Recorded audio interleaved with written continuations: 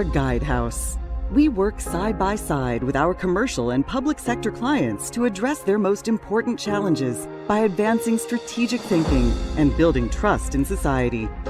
Guidehouse combines leading expertise to deliver world-class capabilities in management, technology, and risk consulting. The future of consulting lives here.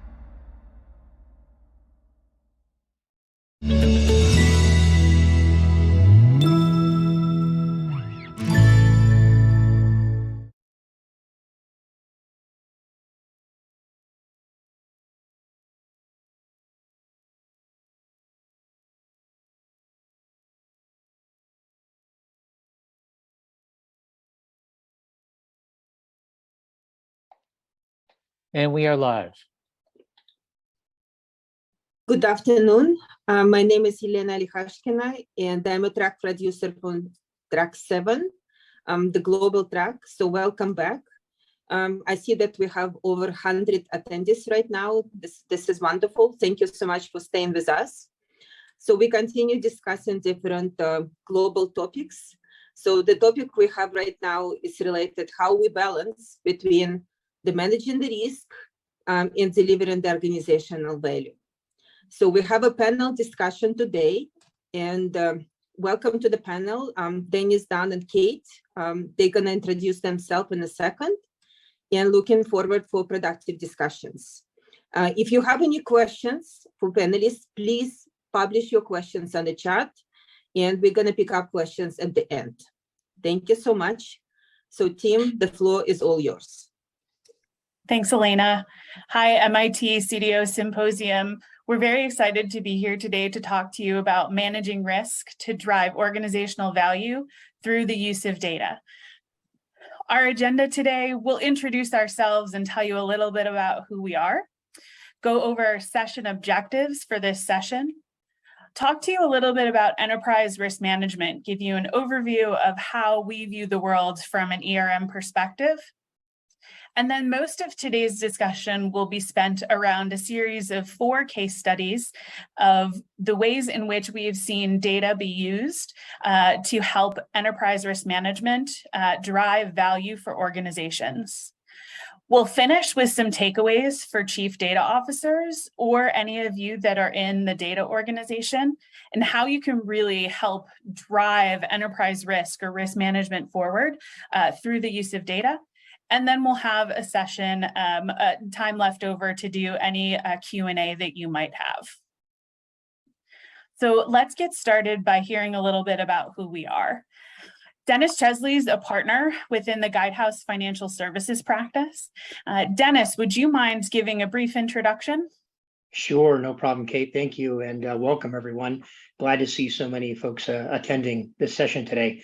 As Kate said, my name is Dennis Chesley, a partner at Guidehouse. Formerly, I was also with PricewaterhouseCoopers, associated with them for a little over 27 years. Most of my career, and now I can actually say it's 30 years, has been spent in risk management in various forms, whether that be directly in enterprise risk management or whether it be dealing with various aspects of risk in organizations across a wide variety of industries.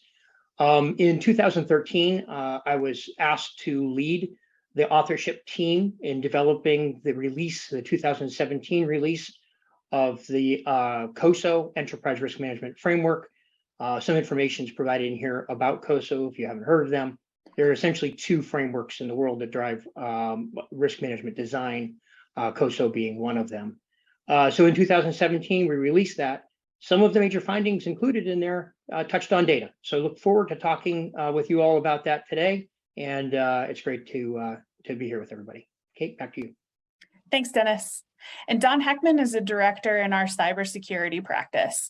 Don, would you mind giving a brief introduction of yourself? Sure. Hi, I'm Don Heckman, and I came to Guidehouse 2.5 years ago after 36 years in government at the National Security Agency, running 2 of their largest cybersecurity services and solutions groups. And then on my last 2 years in government service, I was detailed down to the Pentagon, and I was the deputy CIO for cybersecurity and deputy CISO for the Department of Defense.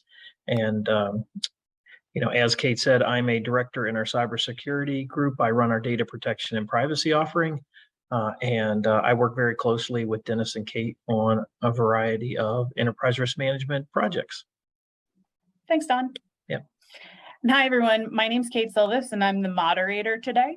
I lead the enterprise risk management practice within Guidehouse. I've been with PwC previously and now Guidehouse. My 20th anniversary is actually in 2 days. And I've spent my career working in the risk and control space with the last 15 years being focused almost primarily on enterprise risk management.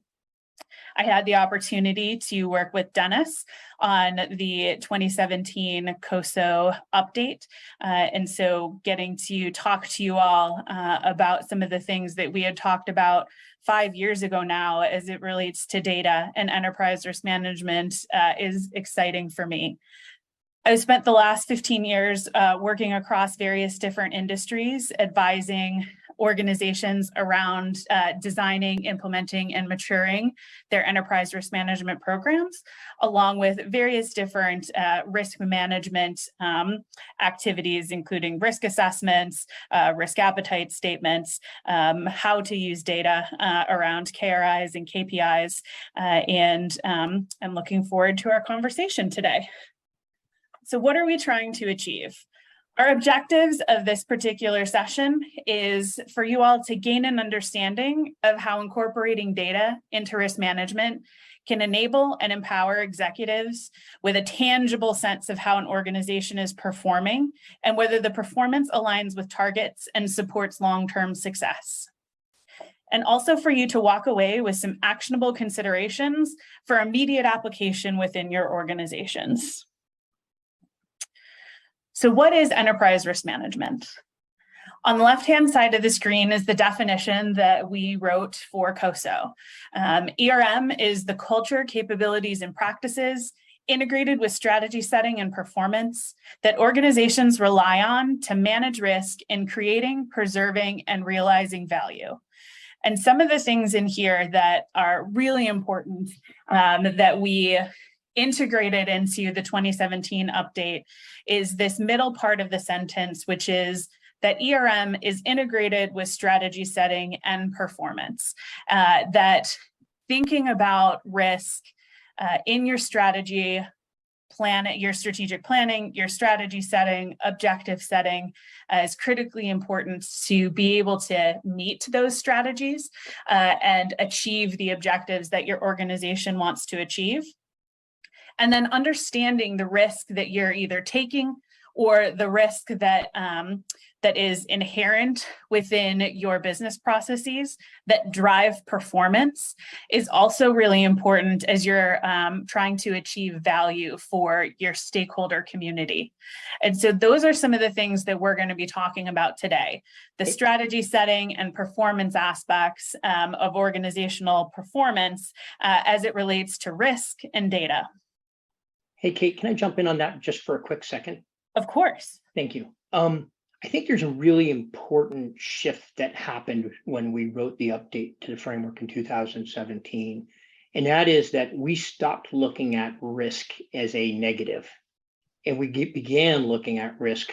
Actually, we literally defined risks as potential events that may affect the achievement of objectives. And notice affect is not necessarily just a negative view. It could be also viewed as what risks do we have to take in order to achieve the objectives that we've set. So a lot of the misconceptions that I run into, and I mean, I run into it still all the time, and I think a lot of enterprise risk management functions are trapped in this, is that they equate a risk to an issue. And therefore, then they say you have to mitigate all risks with controls to a zero level. And I've even had very senior people get animate and put their thumb down and say, you know, I'm going to squash that risk to zero. And I think what's missing in most of the risk thinking out there today, but it's an underpinning of what Kate just said, is that risk taking is essential to achieving objectives. 2, not all risk is bad. 3, there's a relationship between objectives, performance, and risk. And then for, and the reason why we introduced this topic to everybody for today is that data, frankly, is the key. It's the secret sauce to unlocking these relationships to enable effective ERM. And I'm hoping you'll see that come out in the case studies that we have. But Kate, I know we've been passionate about this for a long time. And I think this is a good environment. This is a good group to talk to because data is the key here. This isn't about put your finger in the wind and say, what direction is the risk going? This is about making it real to the business, real to the achievement of objectives. Dennis, I actually was going to ask you this a little bit later on, but you opened up a segue to one of the things that we've been talking about for a long time and that you introduced me to was, looking at the heartbeat of a company and really using data and information to understand that from a risk perspective. Could you kind of dive in and give your theory about that now as we kind of move forward with the presentation? Why don't I do the high level one now and Okay. then make the point through an example Okay. a little bit later on. And here's the point. Right now, most of the measurement systems that we have in place in organizations are built around one, measuring the pure performance of the company, two, measuring its resources and their contribution to the company, and then three, aggregating that financially, operationally, compliance-wise, aggregating that for reporting out to external folks, including, by the way, boards of directors, regulators, et cetera. What we don't really have a good handle on is those things that could cause performance to either be enhanced or those things that would cause performance to degrade in the achievement or in the pursuit, I should say, of a particular set of objectives. And what's very interesting is if you look at the sources of data that you could use to actually put that together, they're readily out there today. The example I'm going to give later, I think, is going to put a very fine point on that. But they're readily available. We just haven't put them together ever before. And when we do, and we start to use that information to power decisions that we're making, where we're making investments in order to get the type of performance that we want to achieve the objectives and therefore achieve the strategy, when we start to do that, it really starts to unlock that value of what we're calling enterprise risk management. Some people have said, hey, wait, isn't that kind of good running of a company? I just can't express enough how many times I run into the fact that these things aren't connected and pieces exist all over the place. Great, thank you. So on the right-hand side of the screen, you'll see 5 components. The COSO Enterprise Risk Management Framework is organized around these 5 components and 20 principles underneath them. And all of these weave through the business life cycle of an organization with the objective of driving enhanced value. So governance and culture, strategy and objective setting, performance, review and revision, which really asks organizations to think about changes in their business context and how those changes might affect the risk profile, and then information, communication, and reporting. When we look at enterprise risk management, we look at really what is ERM typically doing. I'll start there first. Typically, we see enterprise risk management groups or organizations conducting risk assessments, managing the enterprise risk profile, reporting risk assessment results, responding to incidents. That's typically what we see. What should ERM be doing for an organization? Enterprise risk management as a capability should help organizations drive decision-making, support the achievement of mission and strategic objectives, highlight areas where performance might be lagging behind targets or where performance actually is overperforming, and then anticipating and responding to emerging risks. And I would bet, sitting in the audience, from a data perspective, you all probably resonate pretty significantly with the first 3 bullets here as well, because I think we use data to drive decision-making, to support the achievement of mission and strategic objectives, and we can't really know where our performance is if we don't have the supporting data to report on. And so in thinking through where does data and enterprise risk connect to each other, these three objectives or three activities where enterprise risk management should be supporting the organization to drive value really go hand in hand with, I think, what the data agenda of the organization should be as well. So why are we here and why are we talking now? I think as an industry and enterprise risk management practitioners, we really haven't used the power of data to its full effect. I think there's so much data that's available to us, both externally and internally in organizations, and we haven't figured out yet the best ways to harness that information to really help drive and differentiate our performance from a risk perspective. I think as we'll see through our case studies, data brings risk management to life, and it can drive an organization's ability to achieve its strategic objectives, but also exploit its opportunities. And so here, this graphic shows when we add organizational data and that strategic risk information, we hope to get deliberate pursuit of opportunities and not just that focus on downside threats that Dennis mentioned earlier. Some of the challenges that I've seen in organizations being able to harness and use data from a risk management perspective are difficulty in identifying where the data that they need to use actually lives within the organization. Difficulty around ensuring what that golden copy of data is. So we often see data points in multiple different databases or systems. And when you ask which one is the true copy or the best copy of that particular piece of data, you get different answers depending on who you talk to. Organizations have difficulty in identifying and designing key performance indicators and key risk indicators. Often what I see is an indicator or a performance measure that's designed around what data exists, the data that we can get access to, rather than like what the true measure of achieving that objective or the true measure of that risk is, because we can't find the right data or we can't get systems to talk to each other to make it easy to do that comparison. And that leads to my final challenge, which really is inability to systemically connect data points that are housed in different systems. So we see this regularly with our client base, data points that we would need to bring together in order to have a really good performance indicator, really good key risk indicator, are housed in different systems, and the organization cannot figure out how to get them to compare to each other in order to build those data points. So that's why we're talking to you all today now. So what?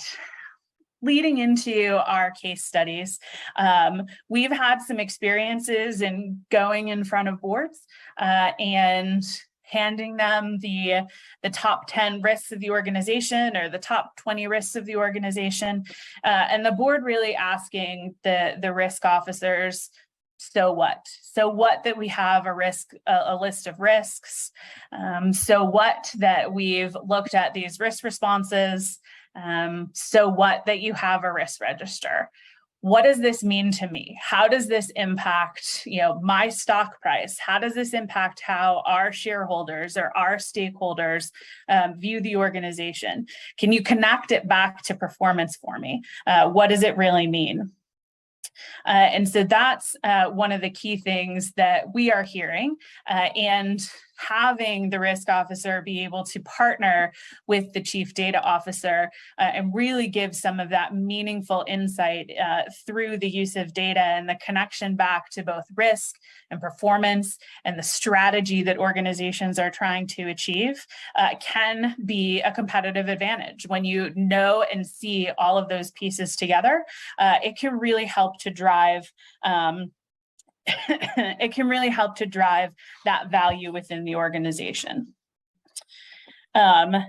Dennis, you've done a lot of speaking over the years, all across the world on ERM. But really for the last 3 years, you haven't done much speaking or writing. I know from talking to you why that is, but I thought it would be interesting for you to share with the audience. Would you mind? I knew if I gave you that chance, Kate, you'd call me out.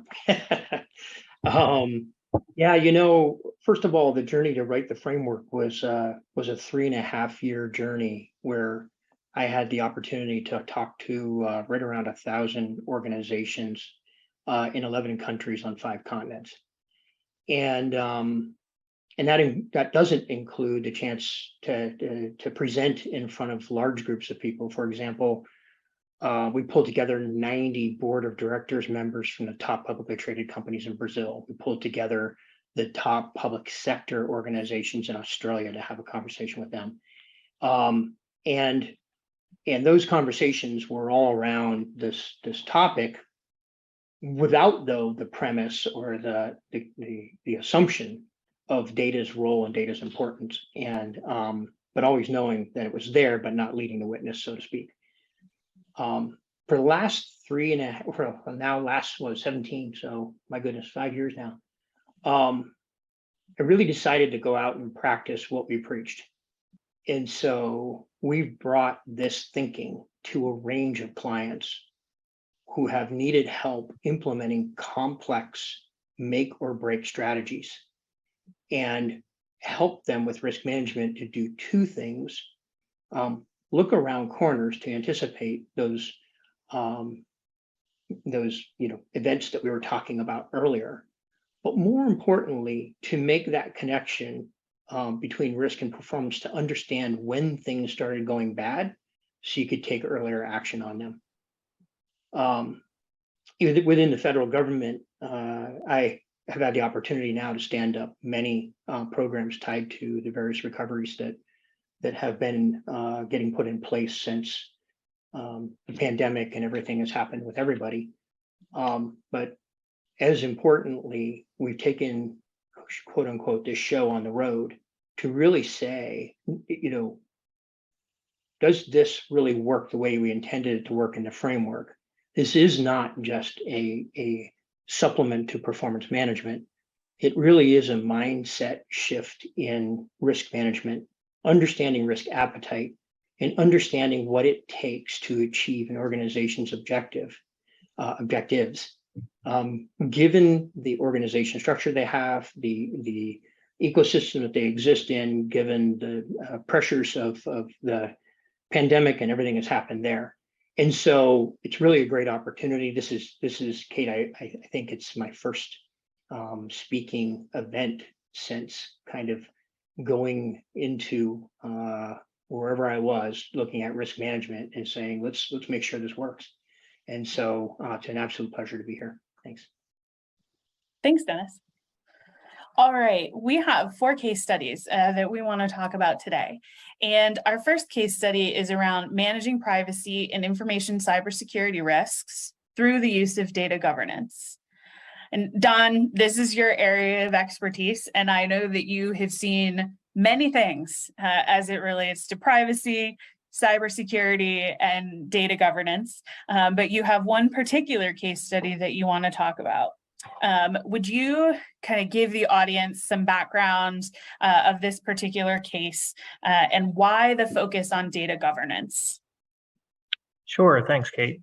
Yeah, so I think a lot of organizations when they hear data governance, they think either it's too onerous or it's a lot of work.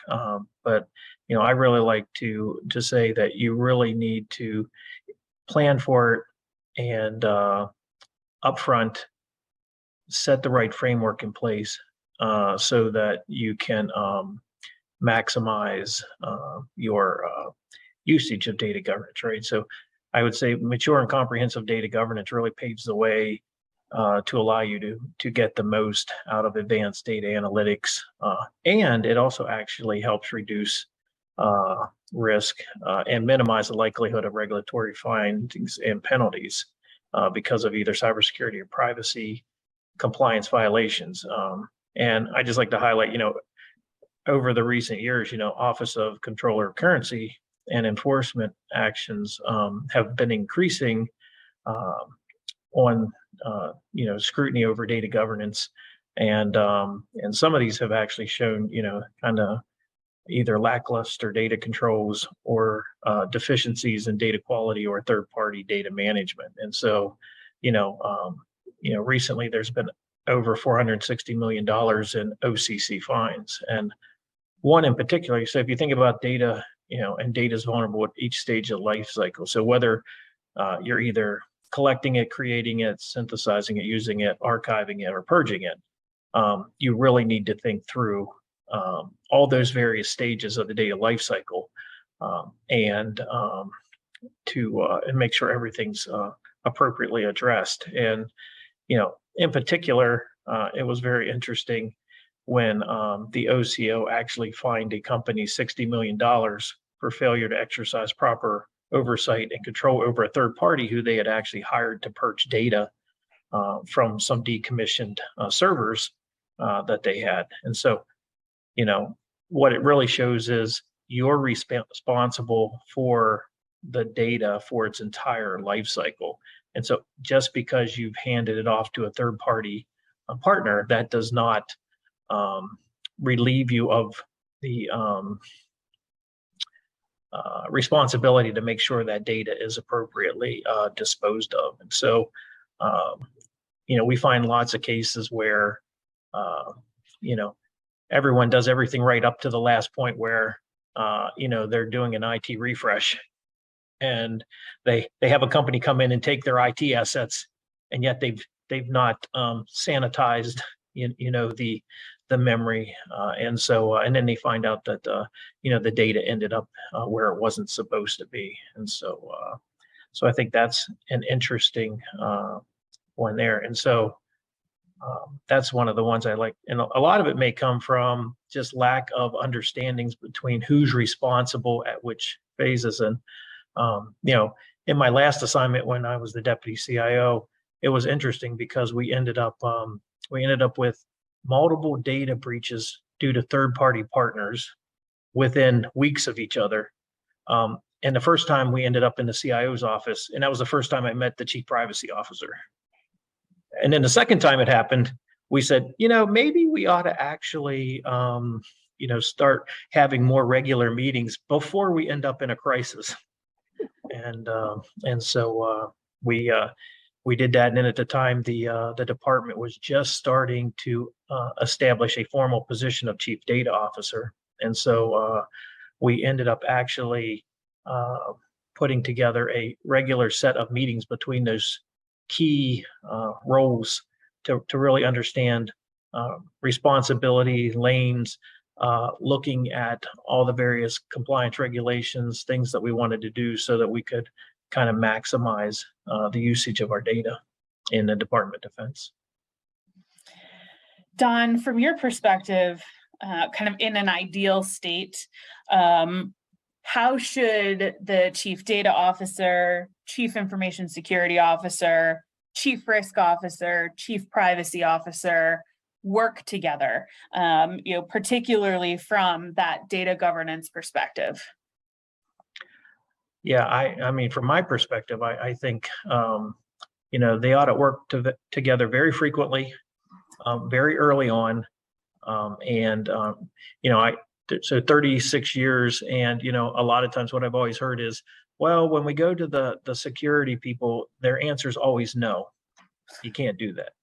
Or the answer is, well, they always make things too hard, and so we can't do what they want. And so then what you have is users that find workarounds that then actually expose your data and make it more vulnerable. And so I think, getting those chief officers together up front early on, really defining kind of the goals, the vision, and I think each one of them has a responsibility to really understand what are the business implications and how do you maximize either the business or the mission, right? Because, in defense, it wasn't necessarily about profits, but it really was how do we make our missions more efficient, effective, for our warfighting community.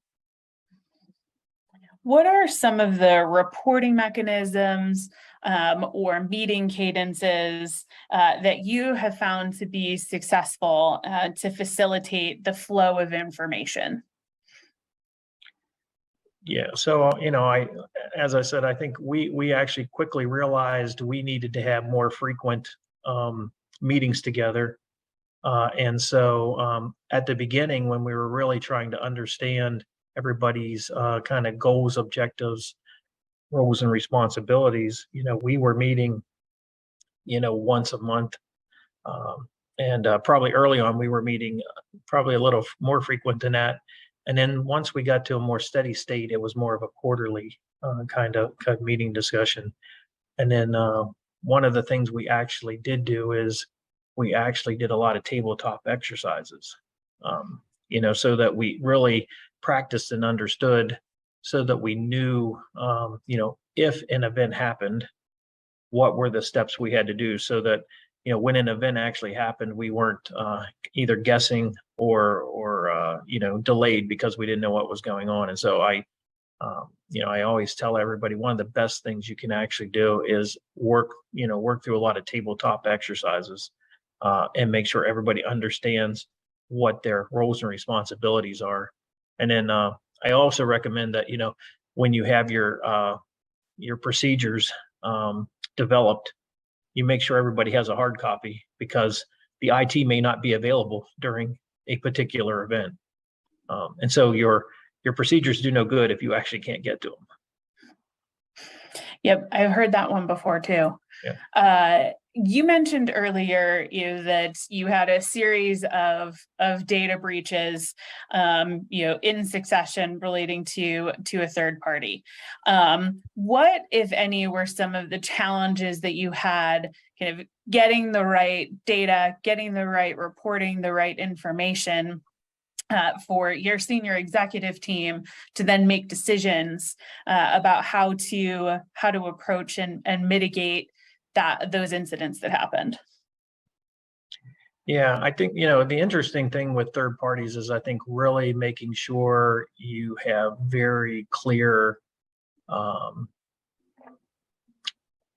either definitions or guidelines or responsibilities for them and what they have to provide you when something, because something will happen, right? And then the interesting thing with some third parties, right, is they, either, they want to deny it actually happened, or they don't really want to tell you, and so they're slow in reporting. And when you look at some of the requirements, especially in privacy, there are some very aggressive timelines if there is a breach that you have to report, to either senior leadership or government entities or to the affected parties. And so I think, the biggest thing I learned is to make sure you have very precise service level agreements with your third party partners. And then I also think the other thing is to make sure that you're doing due diligence. And if you've given them requirements, I think you really need to go out and check and make sure they're actually adhering to those requirements and not just self-attesting. So either yourself or a trusted third party to go out and verify that they are actually meeting, the compliance requirements that you gave them. Excellent. What are some key recommendations that you can give to our audience today around looking at data governance within their organizations? Yeah, so I think, one, really laying out the roles and responsibilities, really conducting a detailed review of your data, cybersecurity, and your privacy policies, process, and procedures, and really then looking at it across the entire data lifecycle activities, right? And really focusing on those handoffs between the different teams to identify any gaps or issues so that you can address them before a particular incident or event, right? And then I think, doing that up front, doing it often, I think establishing key risk indicators to provide early warnings, and I think I said if using third parties, right, having that certification process to determine their competencies in ensuring that they can, protect the data and ensure privacy before allowing them access to data. So, and I think it's interesting, and I'll just highlight one more case study, right? There was an event where a particular company actually hired a third party to run their data loss prevention program. What it turns out, the data loss prevention company ended up being breached, and then that was used as an avenue to get to the company's data. And so, I think, that's a case where, the company thought they were doing the right thing. They hired a very competent data loss prevention company, but what they needed to do was have a monitoring program in place, because anybody in your system that has elevated privileges really needs to be a part of your continuous monitoring program, because if they get breached, then you're in big trouble. Don, I feel like we could spend the whole day talking about cautionary tales relating to privacy or cybersecurity information breaches, but we don't have all day to talk about that. Thank you for sharing that particular case study and some of the things that you've seen. We're going to turn now to another case study. And Dennis, we just talked about a specific risk type being privacy and cybersecurity risks, and how data governance can be used in the context of a specific risk that tends to be one of the or two of the enterprise risks within organizations' risk profiles. But this case study is a little different, and it takes a step back and really talks about the connection between risk and strategy, and how data was used to help an organization's board understand how some of the strategic decisions that they were making were actually playing out in the performance of the organization. Can you set the stage for us for this case study? Sure. And in the process of setting the stage, I think it'll make the point that we were trying to make earlier, which is most enterprise risk management efforts right now are disconnected from the strategy and objectives of the organization. While they recognize the complexity of the business, they're disconnected. So in this particular example, we were asked by an international food company to come in and talk to them about enterprise risk management. They had heard a bit about the stuff we were doing, working with COSO, and they wanted to explore the topic of ERM from the perspective that we were taking on it, and they wanted to learn a little bit about that. So we went in, sat around the table. There were maybe, 15 people sitting around the table, and I kind of opened the discussion and started talking about what we're hearing from a lot of executives. And I said, yeah, one of the most common phrases, and we had it a couple of slides ago, that we hear from executives is, so what? And it was as if I said something that startled the entire group, because these kind of furtive looks were shooting back and forth across the table. And so I paused and I said, so what just struck you guys about that? And they decided to go ahead and open up and tell a story about what had happened the day before. They were in presenting to their risk committee, and so their executive team was there, plus board members associated with the risk committee. And in this case, it was a risk and audit committee. And they were presenting their risk list, which, by the way, it was the fifth time, I think they told me, that they had been presenting their list. Not much had changed in it. They were kind of running down the list, and they got to geopolitical instability. And the CEO stopped the conversation and said, so what? And they kind of looked around at each other and they said, well, it's really important in kind of today's day and age. And she said, okay, so what? And after the fourth so what, they kind of got the hint and they stopped trying to answer and they said, let us look into it. And as maybe good fortune would have it, we were meeting with them the next day. That had already been in the books. And so we kind of tripped into this so what question. Essentially, the risk team was coming in with what could very easily be viewed as a very valid risk list. They were all valid risks. The problem was that they couldn't connect that risk discussion to anything related to the business's strategy or to the objectives of the business. And what we started to do, and the way we kind of walked them into this, is we said, look, we have to kind of start with the strategy. We have to break it apart. We have to understand what it's trying to achieve, and then we have to apply those risks in the context of the strategy. So let me do both of those with you quickly, so we can kind of make this maybe top down and bottom up knitting of risk and strategy and objectives. So essentially their strategy was a three-pronged strategy. And by the way, I can find this in probably 80, 90% of commercial organizations out there right now. Their growth strategies typically are hinged upon either more from their existing business, international expansion, or acquisitions. And so that was the case with this organization. They had three-pronged strategy. What was really great about this is they also had wonderful documentation about the specific objectives under each element of that strategy.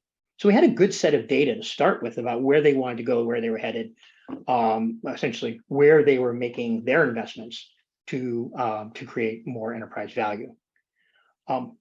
The risk list, on the other hand, had a bunch of items that couldn't be connected to the business. So geopolitical instability, I guess, was the one that got to the CEO who said so what.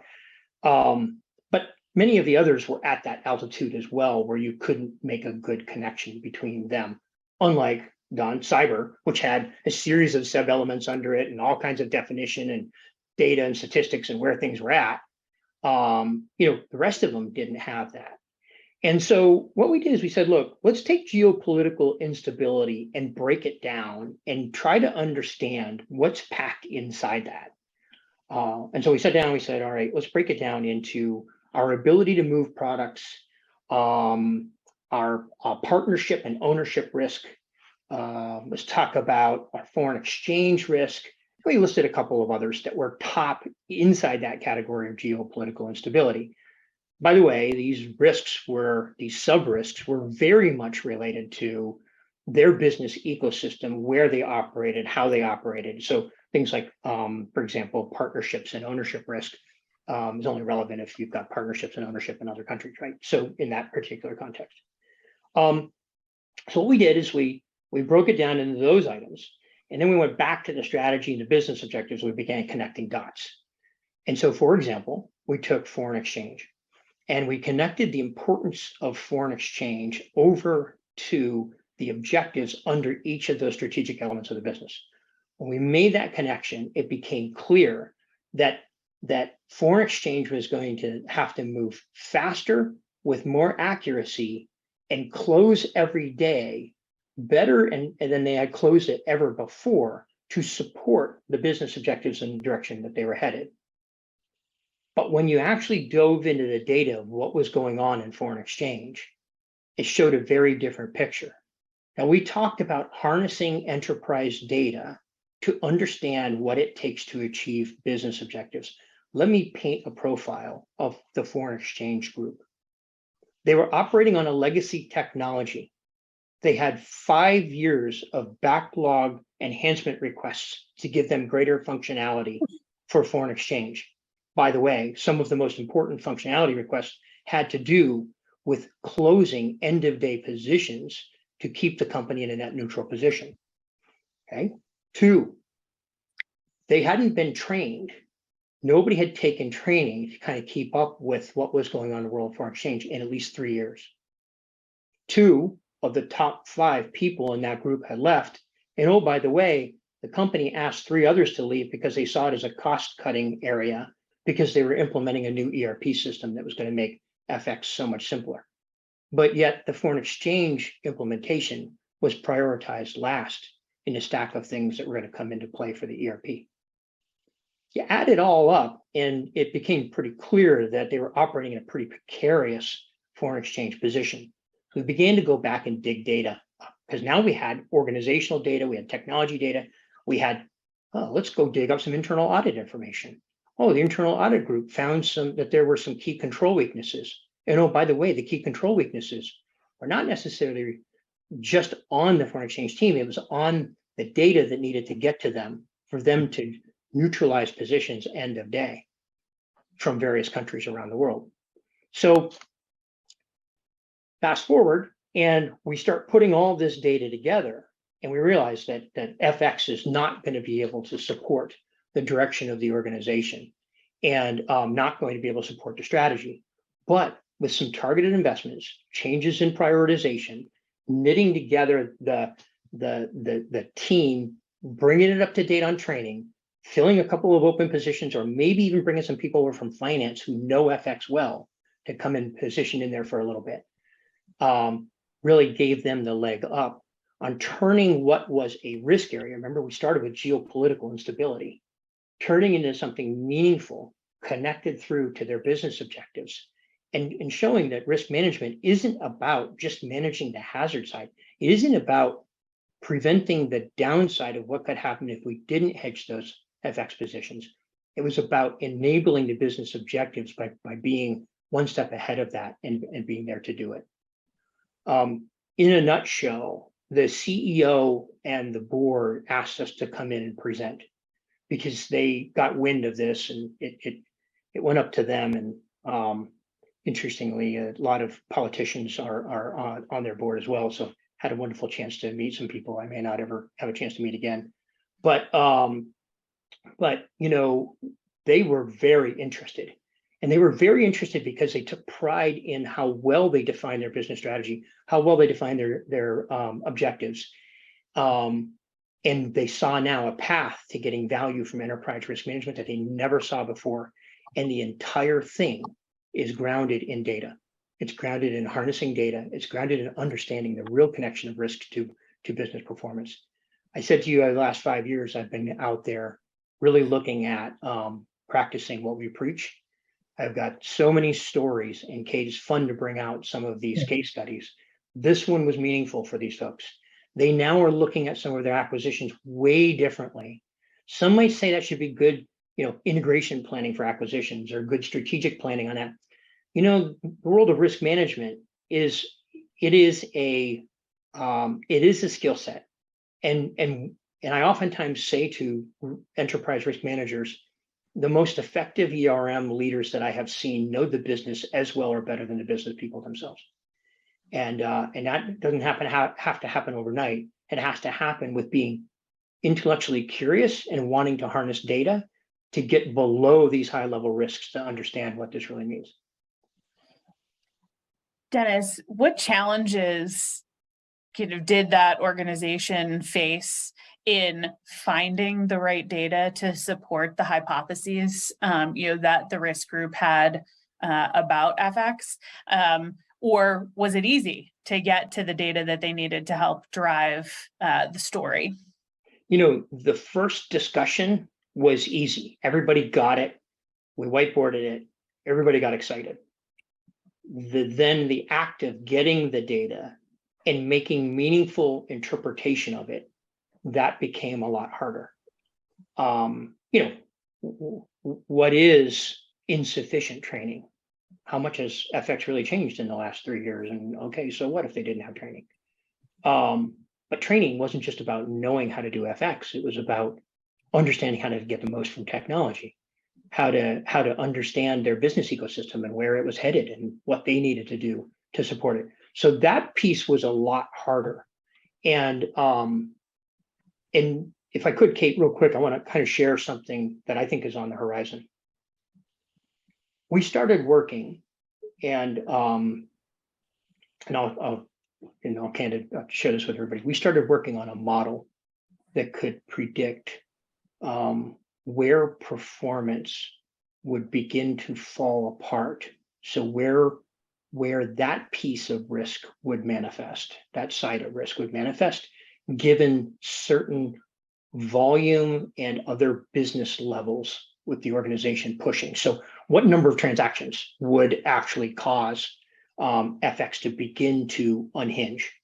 and using historical data, and it had to be all of that data. We actually started to model the consequences of various strategies and business objectives.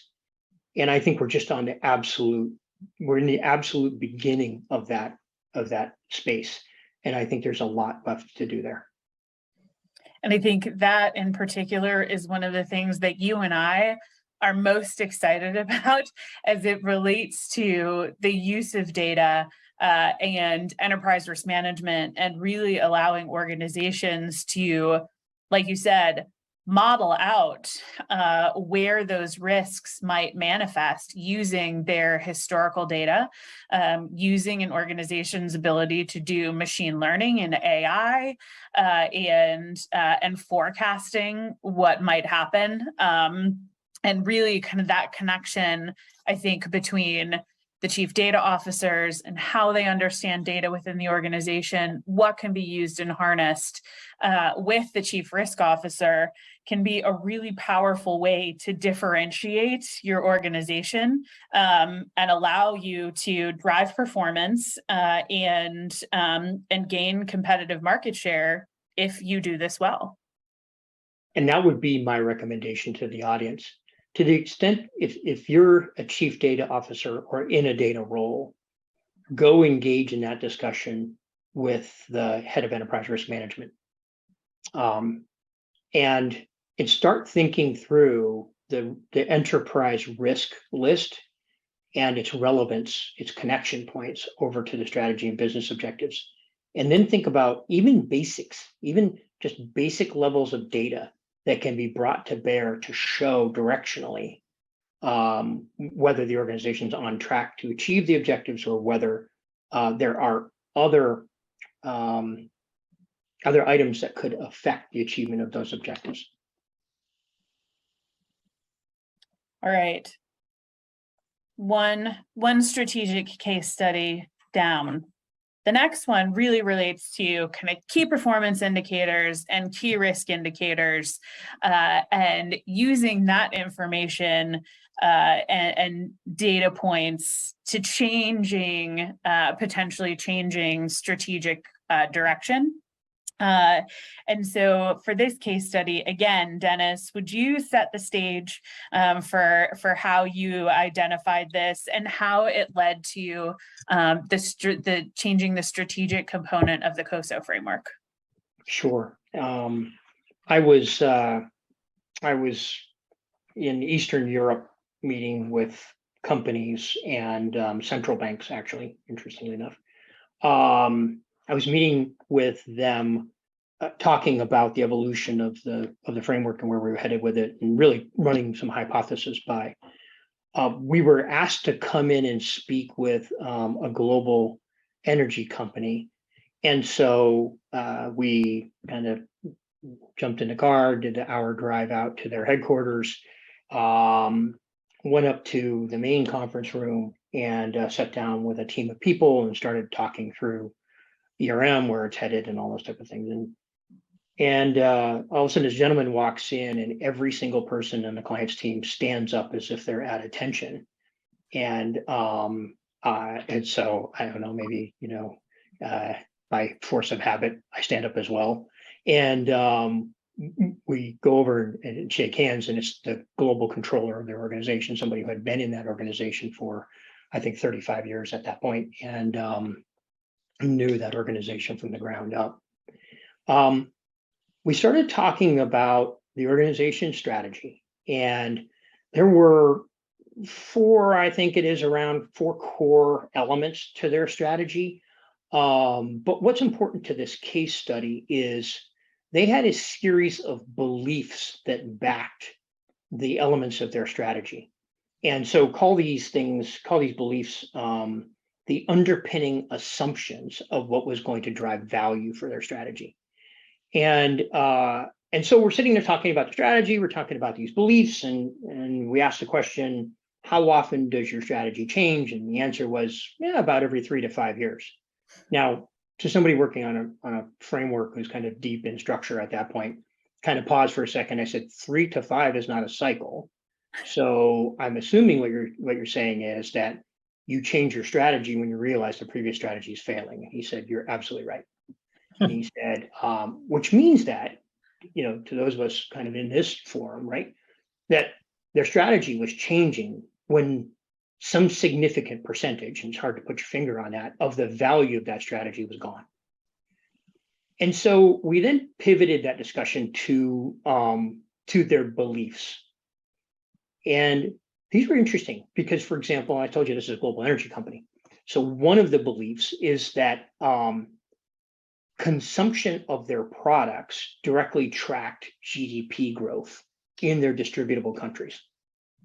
Now, if you kind of step back from that, then you say, well, that means you got to have a pretty good crystal ball to look at where GDP is going to grow, and that in that distributable country pool, then you're allocating product to those areas.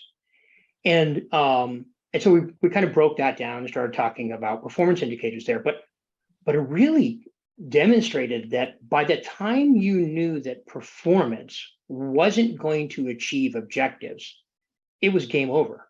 Like, the strategy was failed, may as well prepare your next round, because the performance indicators lagged by a lot, not by choice, not by force. It's just a natural of the business. That's the way the data all rolled up, and being able to get insight into the business.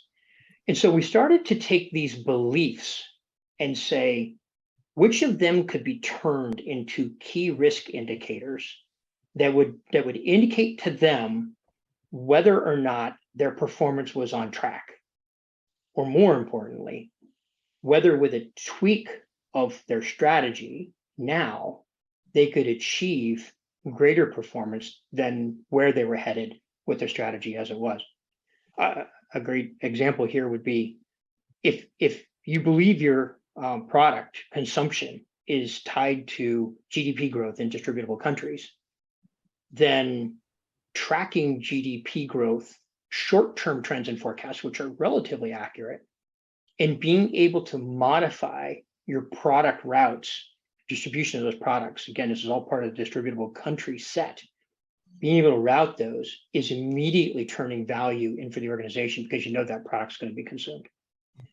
And so all of the pieces were there to do this. They just needed the data. The controller was interesting. He got so excited at one point.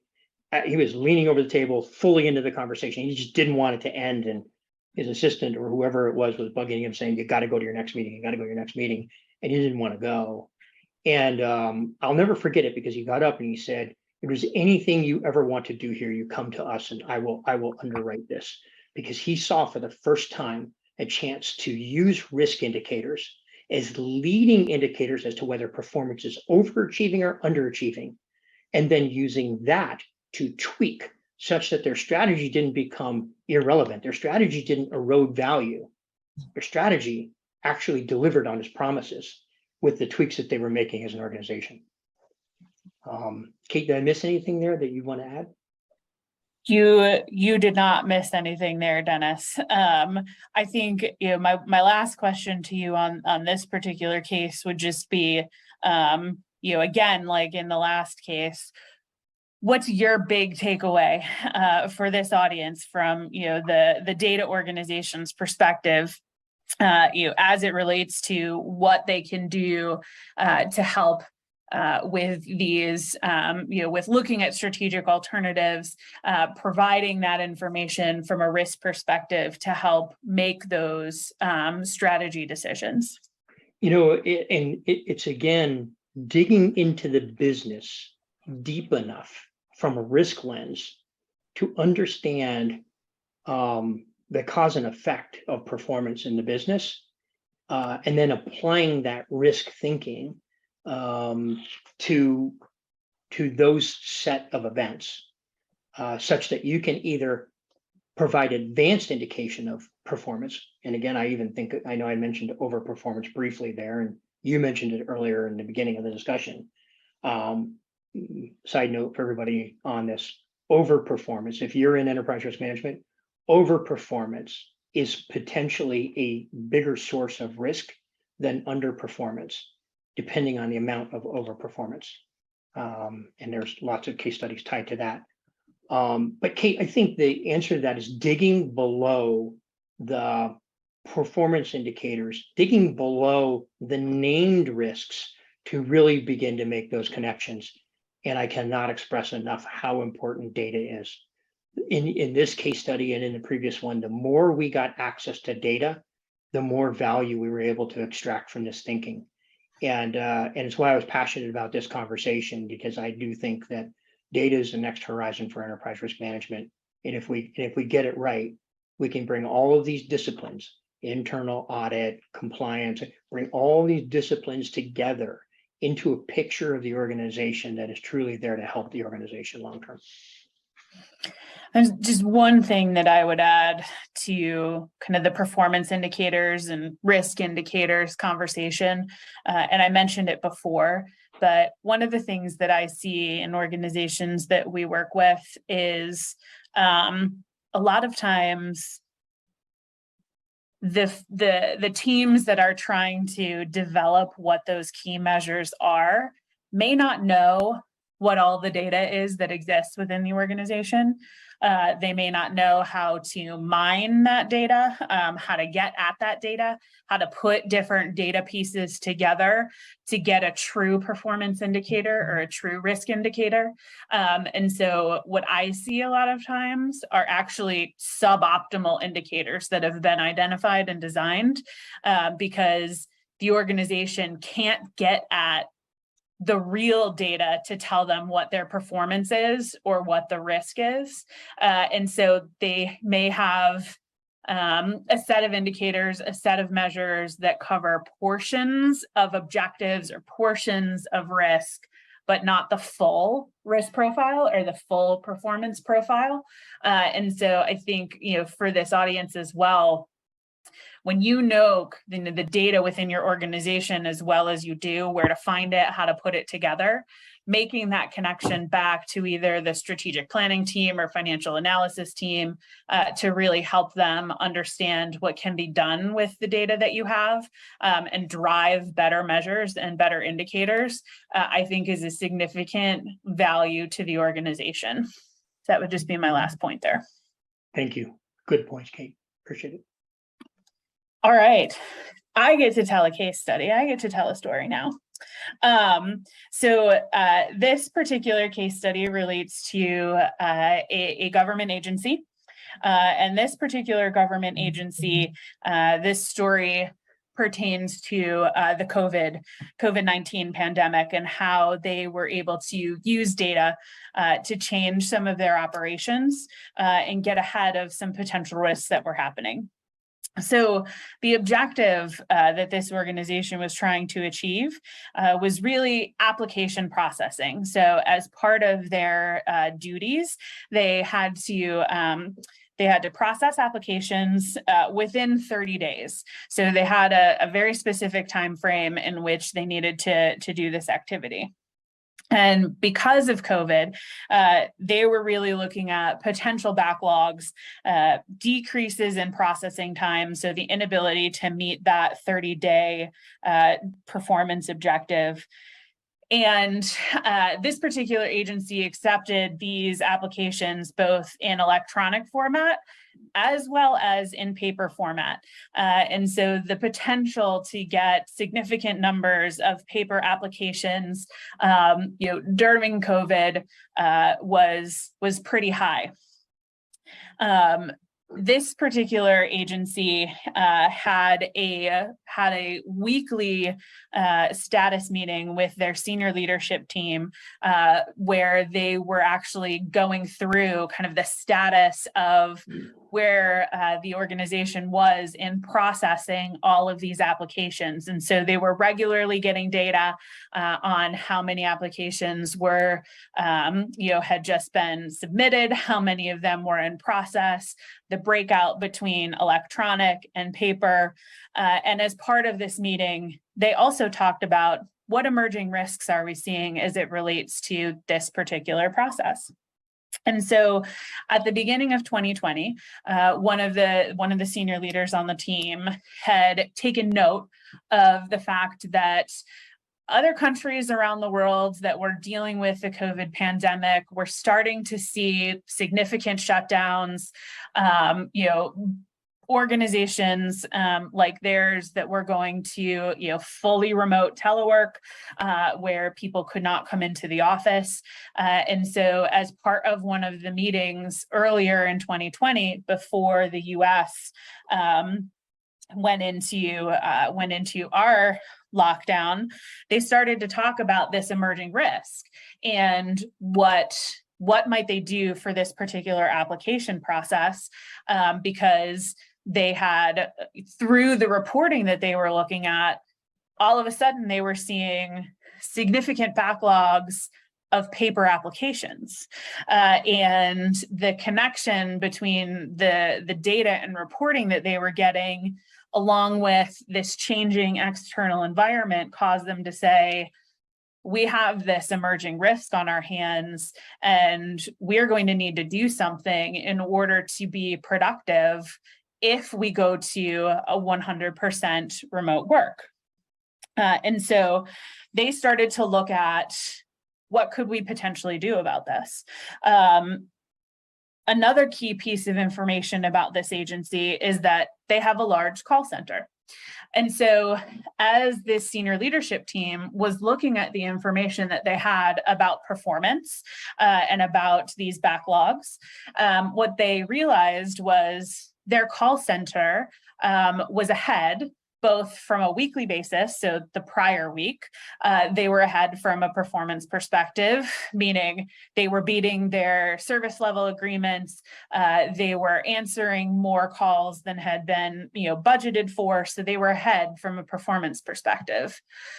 They were also ahead from a performance perspective on an annual basis. So they looked at that opportunity to release some capacity within the organization and potentially reallocate those resources to scanning these paper applications, so that they could then have a large number of electronic applications that could be processed during lockdown.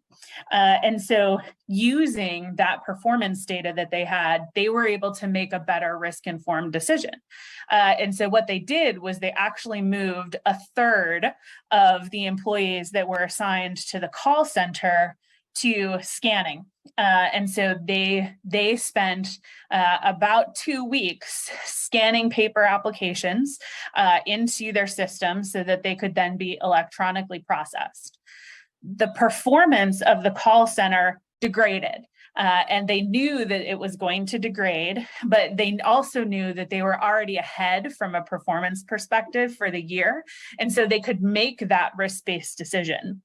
And so the ultimate outcome of this was that that particular agency was actually able to get through their entire backlog right before the US went into full lockdown.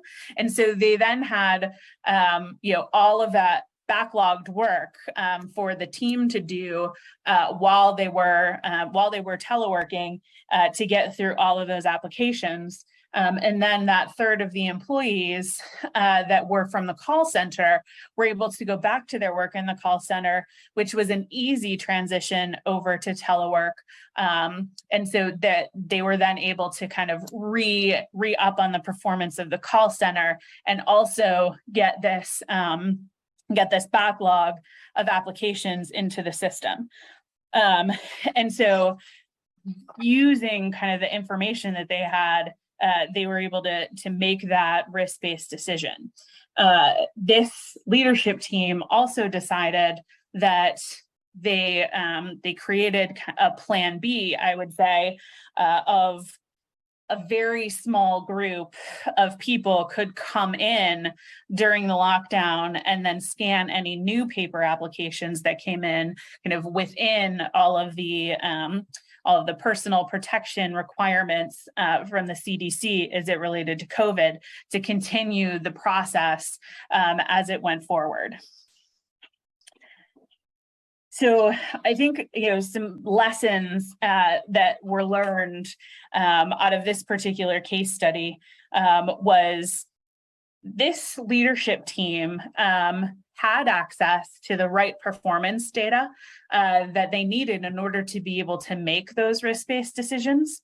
But the environment that they were in had changed. And so now they were looking at that performance data through a different lens to see how can we modify some of our resource allocation in order to address this emerging risk that we see happening, but also staying within our performance tolerances. And so being able to understand what is my acceptable range of performance, and then how can I use that data about my acceptable range of performance to then potentially move resources to different processes while maintaining my performance, but also addressing any emerging risks that I see. And so I think that kind of was one of the key outcomes of this, was looking at that data from a different perspective, and also really understanding what the important data elements were for their organization and for that business process, so that they could make those decisions real time and not necessarily have to wait, not necessarily have to ask for a different report or a different piece of data. All right, that is the end of our 4 case studies. And so we've given some takeaways for CDOs or the data organization across the course of today's discussion. But some of the additional things just to think about are really that we do see chief data officers and the data organizations as risk advisors, that you all have kind of the key information, no pun intended there, but in the palm of your hand, really, to help the senior leadership understand how they can achieve strategic objectives, how they can pursue opportunities by using the information and putting it together in the right way. And some key questions to ask is really, is data being used to provide insights, and how is it being used? Are there better ways to provide that information? Are there better points of information that senior leaders should be using? On the performance side and tracking value to strategy, as Dennis mentioned, what data elements can be used, should be used? Are they being used to track performance and to track value, and really let your organizations know if any of those strategies should be changed? And then finally, is the data within your organization structured in a way that functions can use it, and that it can be easily leveraged in order to help decision makers? And so those are some of our key takeaways.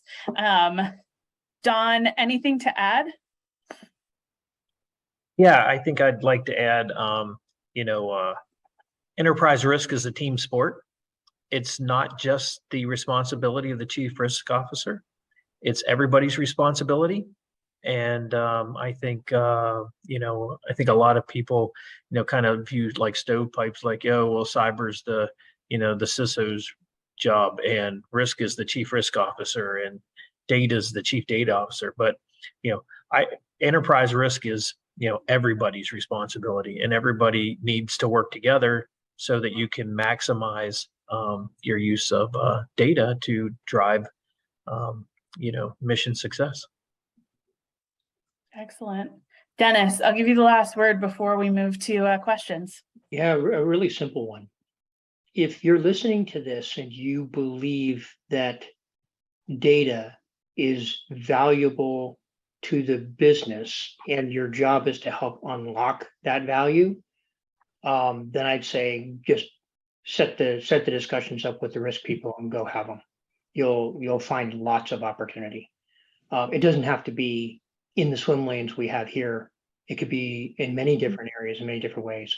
Look at the risk list, peel the onion back on the risk list and really dive into it. I recognize that in some cases, CDOs are put in a more limited position, but does not mean that you can't extract value from even that role in bringing the power of data to the organization.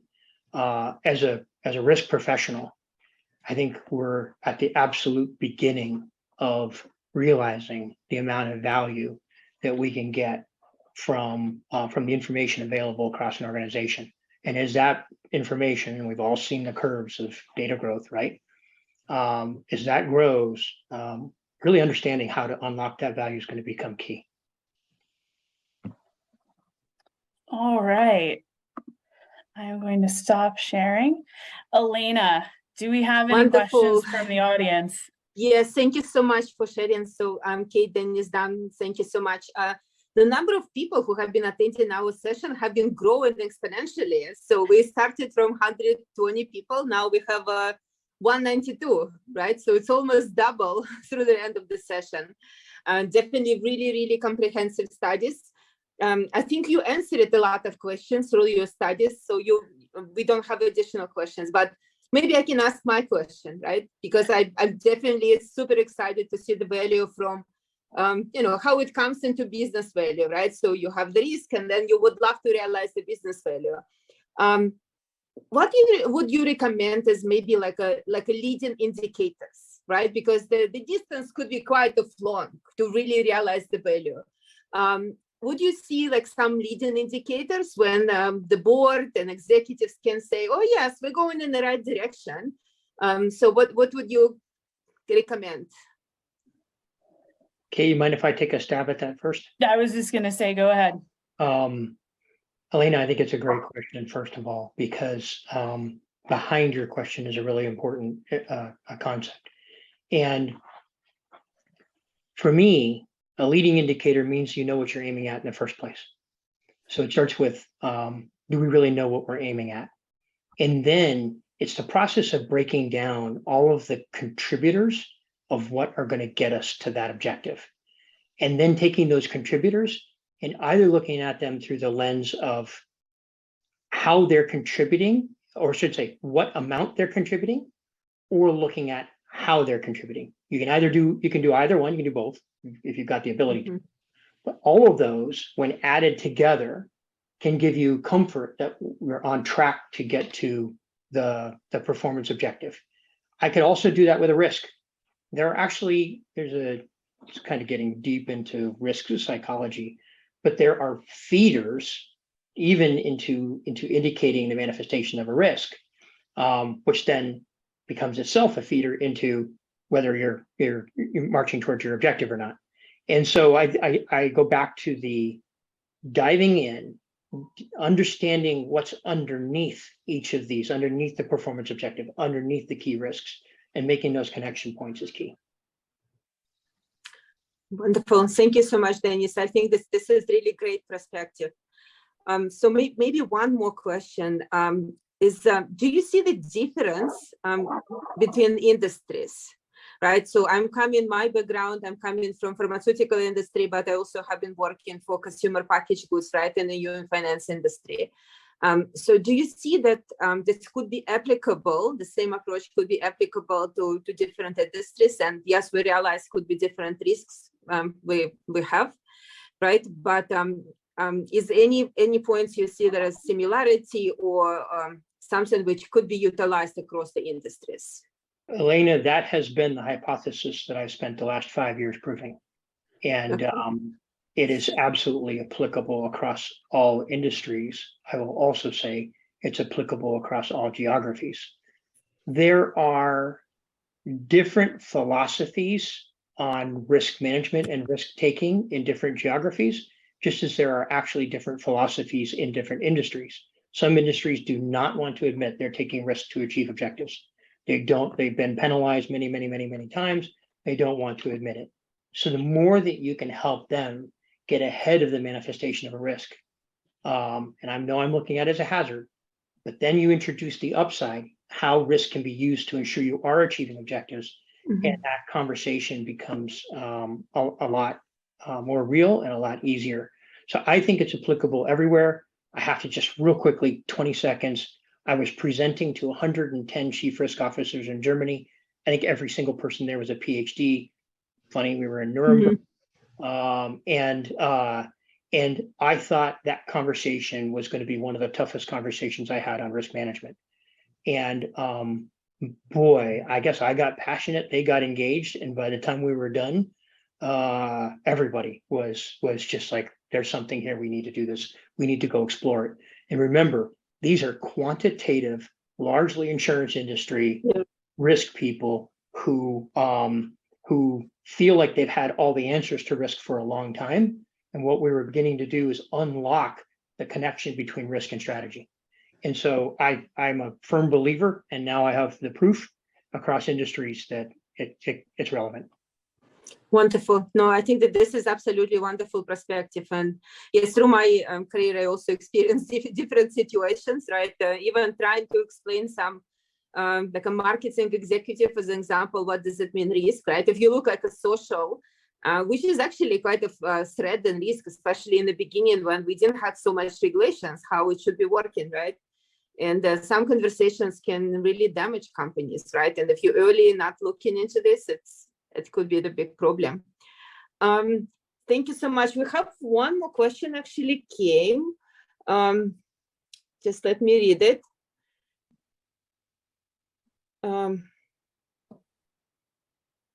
So the principles you described, can organizations do this themselves, or is going to require getting outside help? What is your perspective? So like, what is the readiness? Is it self go and start doing yourself, or there is external help which people can get? Kate, I'm going to you take that one, please, if you don't mind. Sure, yeah. I think it depends on the skills and capabilities of the organization. Outside help is available from a lot of different places. And if you're just starting with some of these concepts, it probably would be useful to get a perspective from someone who has done it before. But if you are building off of a program that already exists, it's absolutely, you absolutely can do it yourself. There's a lot of good documentation out there, guidance on how to do this. We are partial to COSO because we wrote it. So the COSO framework has a lot of information in there on on how you can do some of these things. There's a compendium of examples with the COSO framework that shows how some of these concepts actually could work in practice through the use of case studies and very specific data examples. ISO 31000 also was updated in 2018 and contains many of these same concepts. And so, it's the typical consultant answer, which is it depends. And so it depends on the skills and capabilities you have, your company has, but there's always availability for you to get help from different places. Wonderful. Thank you so much, Kate. One safe question I got, if presentation is going to be available, but I would say that the producer going to answer this more broadly, right? So okay. Because I think presentation materials overall. Wonderful. So do you have any closing remarks? Nope, I think we made our closing remarks. Just thank you all so much for listening to us for an hour and a half at the end of your day. We appreciate it. We do love talking about this topic, so it was very fun for us, and we are honored that the MIT Symposium allowed us to speak. So thank you. Thank you. Yes, thank you so much, Tim. Yeah, thank you to all attendees. We're looking for everybody to continue joining tomorrow. So definitely super impressed. End of day, such a big interest. So we have a wonderful data community. Yes. Thank you. All good. Thank you. Thank you. Have a wonderful evening. Bye, everyone. See you tomorrow. Bye. Bye-bye. Bye.